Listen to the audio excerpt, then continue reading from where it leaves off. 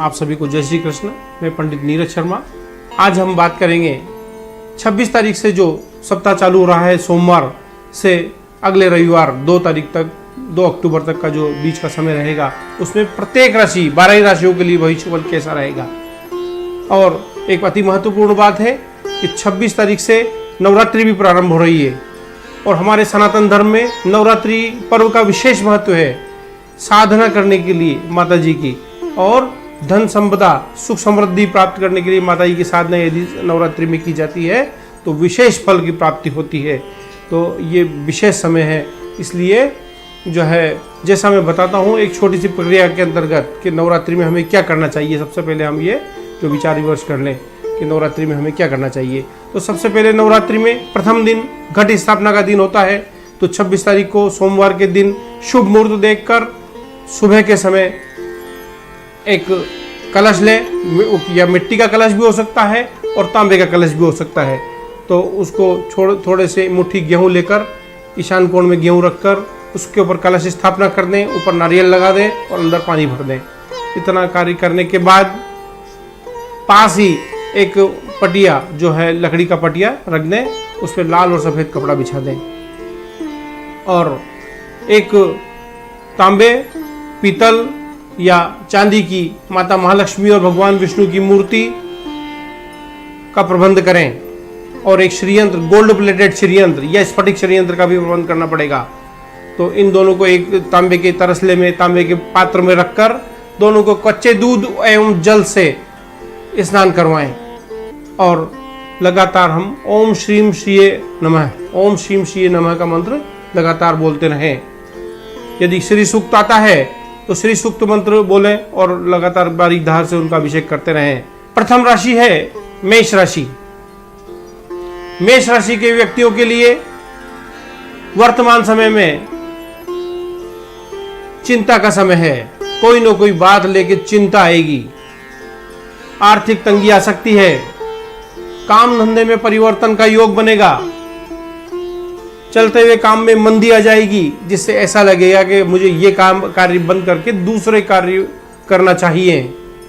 लेकिन जब दूसरा कार्य करने जाता है व्यक्ति और नया कार्य करता है और उसमें पैसा लगाता है, लेकिन वो पैसा हमारा फंस जाएगा। तो ये कैसे न कैसे करके चिंता आएगी, नई नई चिंताओं का समय है, आर्थिक तंगी आ जाएगी। यदि विवाह योग्य बच्चे बच्ची हैं तो विवाह में भी बाधाएं आने का समय है अभी मेष राशि वालों के लिए। इसी प्रकार यदि कोई विद्यार्थी है, पढ़ने वाला बच्चा है, तो अचानक अच्छी खबर मिलने के आसार है, उसे कोई न कोई अच्छा परिणाम प्राप्त होगा विद्यार्थी के लिए। तो इतनी सारी अच्छी बात है, तो थोड़ा सी समस्याएं भी है। तो इन समस्याओं को दूर करना यदि हम चाहते हैं तो मंगलवार के दिन यदि प्रतिदिन नवरात्रि में कर सकें तो बहुत अच्छी बात है, नहीं तो केवल मंगलवार को भी कर लें। मंगलवार के दिन हनुमान जी के मंदिर जाकर 1 नारियल और 4 अगरबत्ती जाकर लगानी है और हमारी मनोकामना बोल के आनी है। और यदि नहीं बोलना, यदि मन में बोल भी लें, और दूसरा लाल स्याही से एक सफ़ेद कागज पर अपनी मनोकामना लिखकर भगवान के चरणों में रख के आ जाएं। इतना कर लें। यदि 9 दिन कर सकें तो बहुत अच्छी बात है, 7 दिन कर सकें तो बहुत अच्छी बात है, और नहीं कर सकें तो जो है केवल मंगलवार को कर लें, तो हमारी मनोकामना पूर्ण होगी और सब अच्छा हो जाएगा। दूसरी राशि है वृषभ राशि। वृषभ राशि के लिए अभी जो समय है बहुत सुखद समय आने वाला है। ये जो सप्ताह रहेगा इसमें बहुत अच्छे परिणाम प्राप्त होंगे। अचानक कोई अच्छी खबर मिलने की आशंका है। जो पुराना हमारा रुपया उलझ गया बाजार में, तो रुपया जो है वापस निकलने के आसार बन रहे हैं। यदि कोई पुराना विवाद, कोर्ट कचहरी का केस चल रहा है, तो अभी सुलझने के आसार हैं। धीरे धीरे आप प्रयत्न कीजिए, वो सुलझ जाएगा। काम धंधे व्यवसाय में अचानक बढ़ोतरी होगी, कहीं से पैसा मिलने के योग हैं। इसी प्रकार यदि विवाह योग्य युवक युवती हैं तो विवाह के जल्दी आसार बन रहे हैं। प्रयत्न करें, प्रयत्न करने से काम बन जाएगा। और विद्यार्थी है, कोई बच्चे पढ़ने वाला बच्चा है, तो शुभ परिणाम प्राप्त होने के पूरे पूरे आसार हैं। तो मेहनत जरूर करनी चाहिए इसके लिए। और फिर भी यदि कोई समस्या रहती है वृषभ राशि वालों को, तो नवरात्रि में पूरे नवरात्रि ये प्रयोग कर लें जो मैं बता रहा हूँ, या केवल शुक्रवार के दिन भी कर लें। तो शुक्रवार के दिन एक इत्र की जो है शीशी, इत्र का जो है छोटी कांच की शीशी होती है, वो किसी भी योग्य आदमी, कोई पंडित हुआ, कोई पुजारी हुआ, उनको भेंट कर दें, जो उनसे कहना है कि आपको रोजाना लगानी है। तो इससे जो है हमारा जो है रही सही समस्याएं भी दूर हो जाएगी। अगली राशि है मिथुन राशि। मिथुन राशि के स्वामी बुध हैं और इसका रंग है हरा। और वर्तमान में मिथुन राशि जो है वक्री शनि के प्रभाव में है, तो शनि की ढैया जैसा परिणाम प्राप्त होगा। तो कोई ना कोई चिंता आने के आसार हैं। काम धंधे में परिवर्तन करना पड़ेगा। चलता व्यापार मंदा हो जाएगा। कोई कोर्ट कचहरी या ऐसा केस चल रहा है तो और उलझने के आसार हैं। लेकिन एक फायदे की बात है मिथुन राशि वालों को कि प्रॉपर्टी में पैसा लगाना पड़ेगा। प्रॉपर्टी नई खरीदनी पड़ेगी, ऐसे योग बन रहे हैं। या फिर जो है कोई पुराना मकान है तो उसको मरम्मत करानी है, उसमें पैसा लगेगा। तो ये जो है मिथुन राशि का अगले सप्ताह का भविष्य फल है। यदि इतनी सारी समस्या है तो उसका समाधान भी है। तो मिथुन राशि के जातकों को पूरे नवरात्रि कर सके तो अच्छी बात है, नहीं तो बुधवार के दिन गणेश जी के मंदिर जाकर दुर्वा चढ़ानी है। हरे रंग की जो दूब होती है वो थोड़ी सी ले आए और उसको रबर लगाकर गणेश जी के चरणों में चढ़ाएं और अपनी मनोकामना बोल के आ जाएं, तो हमारी जो बची कुछ समस्या है वो भी दूर हो जाएगी। अगली राशि है चतुर्थ राशि कर्क राशि। इसके स्वामी है चंद्रमा और रंग है सफेद। तो अब कर्क राशि के व्यक्तियों के लिए इस समय मां से संबंध सुधार कर रखें आप। मां से संबंध बिगड़ने का चांस बना है, आसार बन रहे हैं, तो उनसे संबंध सुधार के रखें। अपनी वाणी पर संयम रखें जिससे घर में विवाद नहीं होगा। मन थोड़ा खिन्न रहने का आसार बन रहे हैं। मन थोड़ा सा लगेगा नहीं, हर जगह से मन उठाव रहेगा, खराब रहेगा मन। तो जो है, और दूसरी एक और बात है कि धन का जो आवागमन रहेगा वो कमजोर हो जाएगा। धन की कमी होगी, आर्थिक तंगी आ जाएगी और खर्च बढ़ जाएगा। और विशेषकर घर की यदि कोई पुत्री है तो उसके बारे में चिंता आने वाली है कर्क राशि वालों को। तो थोड़ी सावधानी रखने की जरूरत है। तो इसके लिए मैं एक उपाय बता देता हूं। सोमवार के दिन, और यदि पूरे नवरात्रि कर सके तो बहुत अच्छी बात है, नहीं तो सोमवार के दिन एक जो है पात्र में खीर बना लें और खीर का भोग माता जी को लगा दें और ओम चंद्रमसे नमः का इस मंत्र का जाप एक माला कम से कम वहां बैठकर करें तो माता जी प्रसन्न होगी और कर्क राशि वालों को जो समस्याएं हैं वो दूर हो जाएगी। अगली राशि है सिंह राशि।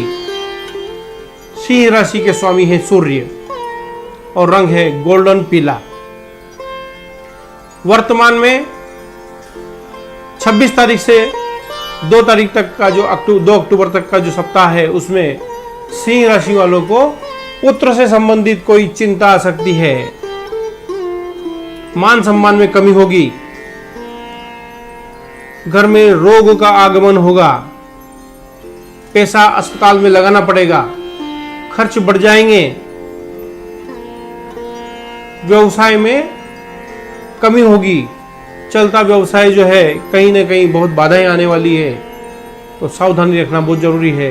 और इन सभी समस्याओं को दूर करने के लिए 1.25 किलो गेहूं एक पीले कपड़े में बांध लें और भगवान विष्णु के मंदिर जाकर रविवार के दिन वहां पर रख दें और वहां से फिर उनका भोग लगाकर उनको जो है वहां से उठा लें और किसी जरूरतमंद व्यक्ति को उसका दान कर दें जो उसका उपयोग कर सके। तो ये बहुत अच्छा प्रयोग है। इससे हमारी जो है बची कुची जो समस्याएं हैं, मान सम्मान को जो ठेस पहुंचने वाली है वो नहीं होगा और सब ठीक हो जाएगा। अगली राशि है कन्या राशि। कन्या राशि के स्वामी हैं बुध, और जैसा कि ये नाम से ही प्रतीत है कन्या राशि, तो कन्या राशि के व्यक्ति जो है अच्छे स्वभाव के व्यक्ति होते हैं, लचीला स्वभाव इनका होता है।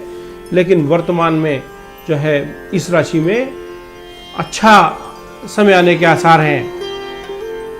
राहु 8वां बैठा हुआ है, मान सम्मान में कमी करेगा, लेकिन ये जो सप्ताह है उसमें बुधादित्य योग बनने के कारण बुध अच्छी स्थिति में है, और इसके कारण ये जो सप्ताह है इसमें मान सम्मान में वृद्धि होगी। जो रुके हुए काम हैं वो बनने के आसार हैं। धन का आगमन कहीं से हो सकता है, कहीं से अच्छी खबर मिल सकती है। विशेषकर छोटे भाई से संबंध सुधार कर रखें तो लाभ होगा। फिर भी कोई समस्या रहती है कन्या राशि वालों को, तो बुधवार के दिन एक पान का बीड़ा हनुमान जी के मंदिर में जाकर चढ़ाएं। इससे जो है हमारी जो बची कुची समस्याएं यदि रहती है, मान सम्मान, क्योंकि 8वां राहु है कन्या राशि को वर्तमान में, तो 8वां राहु व्यक्ति की बात खराब करवाता है। अपने इज्जत का प्रश्न हो जाता है, कहीं कहीं आर्थिक तंगी ला देता है। इस तरह की व्यवस्था तो बैठेगी, तो इन व्यवस्थाओं को दूर करने के लिए, इन समस्याओं को दूर करने के लिए प्रतिदिन नवरात्रि में एक पान का बीड़ा हनुमान जी के मंदिर जाकर चढ़ा दें।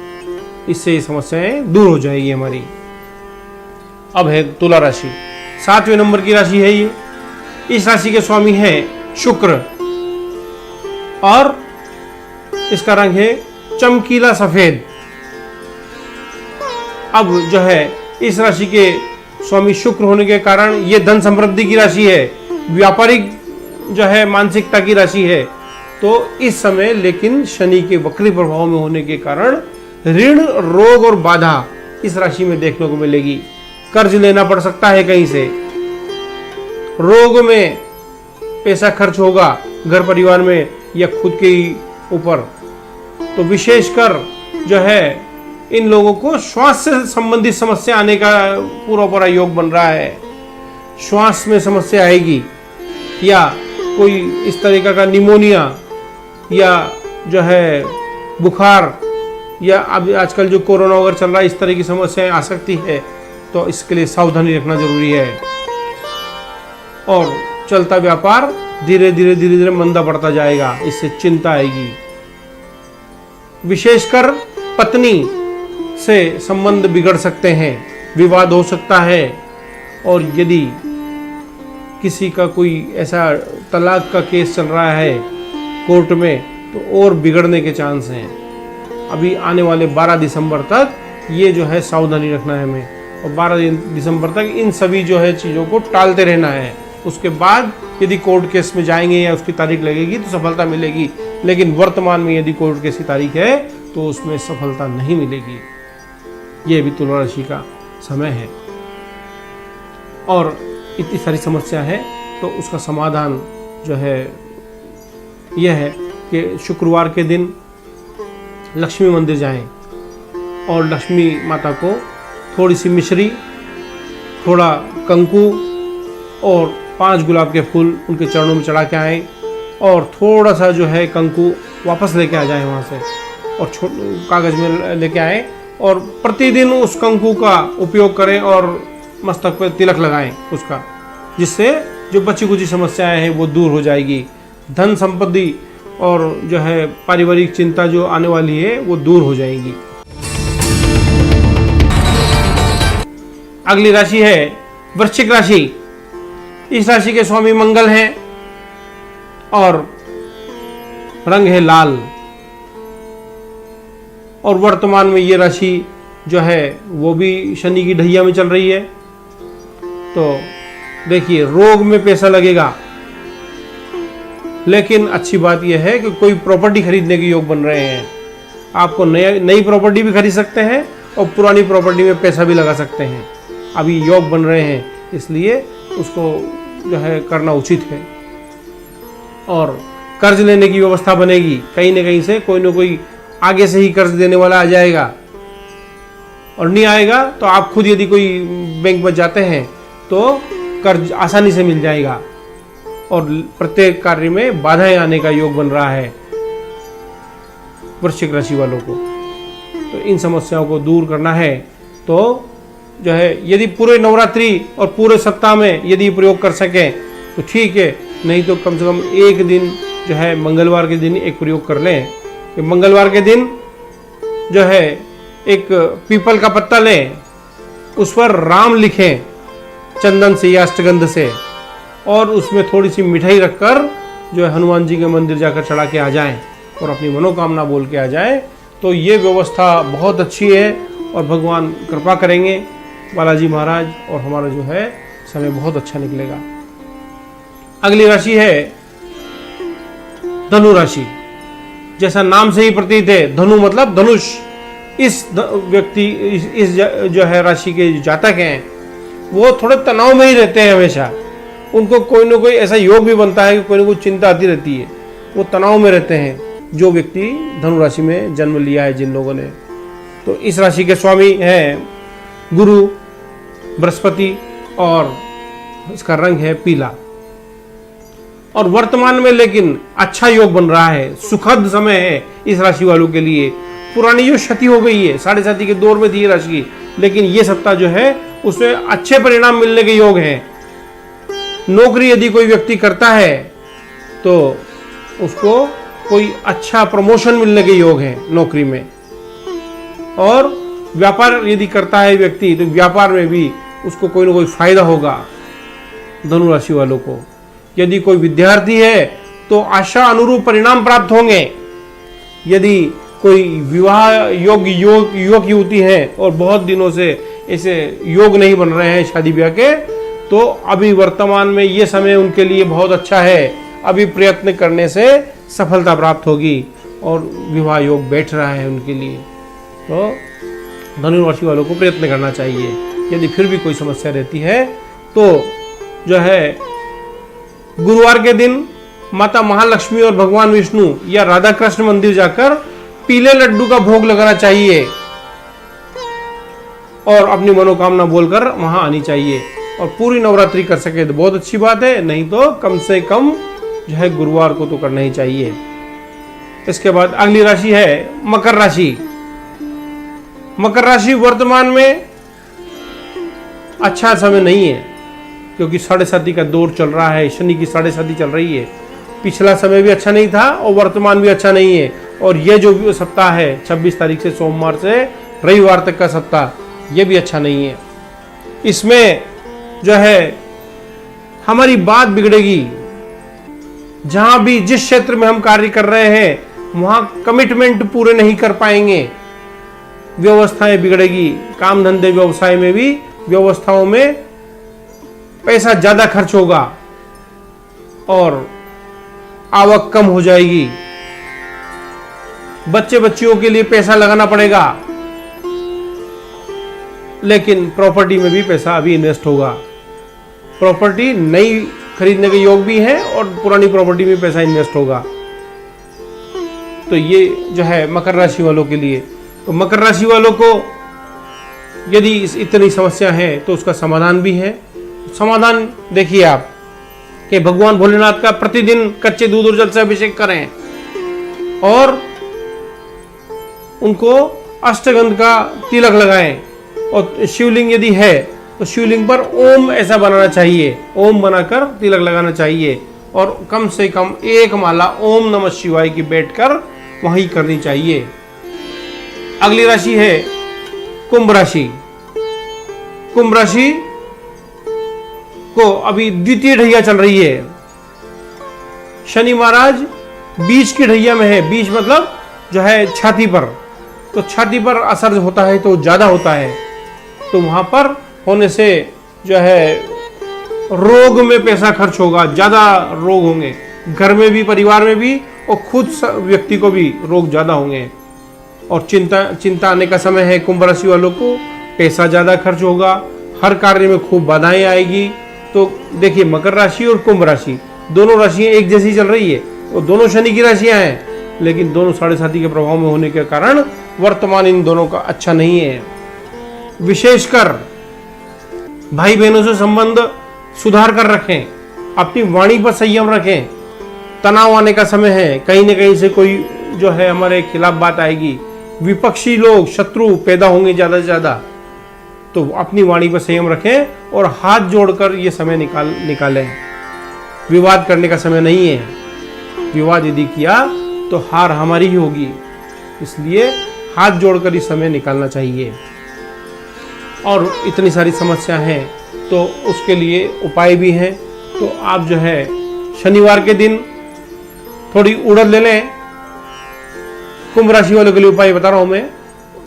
तो उड़द जो है उसमें 2 बूंद सरसों का तेल मिला लें और एक काले कपड़े में उसकी पोटली बनाकर अपने ऊपर 7 बार उसारें, ऐसे गोल गोल 7 बार उसारें और हनुमान जी के चरणों में जाकर रख के आ जाएं और प्रार्थना कर लेंगे, भगवान मेरे ऊपर जो अला भला है वो दूर करें, तो भगवान की कृपा प्राप्त होगी आपको। इसी प्रकार अगली राशि और अंतिम राशि है मीन राशि। ये 12वें नंबर की राशि है, इसके स्वामी बृहस्पति हैं और रंग है पीला। अब मीन राशि का जो स्वभाव होता है व्यक्तियों का, जो मीन राशि वालों का, वो ऐसा होता है जैसे मीन नाम से ही प्रतीत है, मीन मतलब मछली, तो मछली जैसा स्वभाव होता है, मतलब वो एक जगह नहीं बैठ पाते हैं वो व्यक्ति, उनको चलना फिरना ही लगातार अच्छा रहता है। इसी प्रकार उनके दिमाग में लगातार विचार भी गतिशील रहते हैं, वो एक जगह स्थिर नहीं रह पाते। यदि सुबह कोई लक्ष्य बना लेंगे तो शाम तक जाके उसको परिवर्तन हो जाएगा और शाम को वो उसको बदल देंगे कि नहीं ये ठीक नहीं है, अगला काम करेंगे। तो ये मीन राशि वाले जो है वर्तमान में 26 तारीख से सोमवार से और 2 अक्टूबर तक का जो समय है वो अच्छा है। वर्तमान में ढैया के जो है सानिध्य में ये राशि है, लेकिन फिर भी ये समय जो है ये सप्ताह है उनके लिए बहुत अच्छा आने वाला है।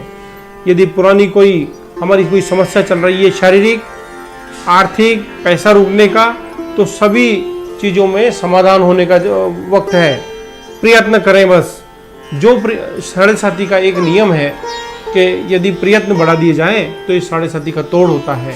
तो यदि हम 100% प्रयत्न करते हैं तो उसको 150% प्रयत्न करने चाहिए इस वक्त। लेकिन समय अच्छा आने वाला है, आपको कोई ना कोई अच्छी खबर प्राप्त होगी।